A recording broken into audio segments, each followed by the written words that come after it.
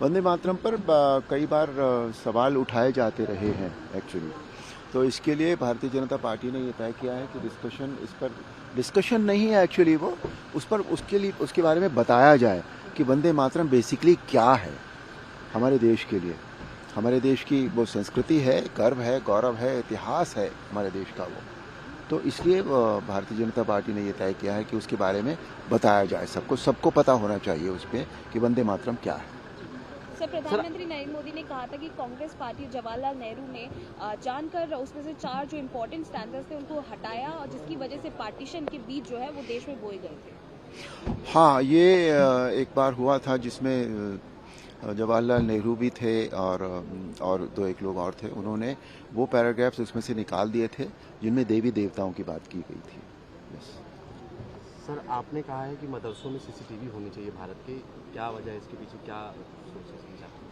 इसके पीछे वजह तो सीधी है कि सुरक्षा है। सुरक्षा की दृष्टि से सुरक्षा जो होती है वो न धार्मिक होती है, न पक्षपाती होती है, राष्ट्र हित में होती है, मानव हित में होती है। आज सब जगह सीसीटीवी लगे। सीसीटीवी लगते क्यों हैं? सुरक्षा के लिए ही लगते हैं ना।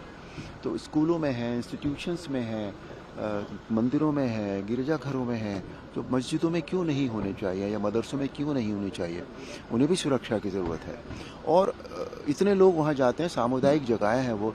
और पिछले दिनों एक रिपोर्ट भी आई थी कि फरीदाबाद में कुछ मस्जिदों में आतंक की पाठशाला नाम दिया था उन्होंने उसको, वो चल रही है। तो कुछ लोगों की वजह से सब लोगों को परेशानी क्यों होनी चाहिए? सब लोगों की सुरक्षा खतरे में क्यों पड़नी चाहिए? इसलिए मैंने ये कहा है कि सभी मस्जिदों में, मदरसों में भी जिस तरह बाकी सब जगह सीसीटीवी है, वहाँ भी सीसीटीवी लगने चाहिए। ये 140 करोड़ लोगों की सुरक्षा का प्रश्न है। बिकॉज सुरक्षा सभी लोगों की उतनी ही इम्पोर्टेंट है जितनी एक व्यक्ति के लिए भी इम्पोर्टेंट है।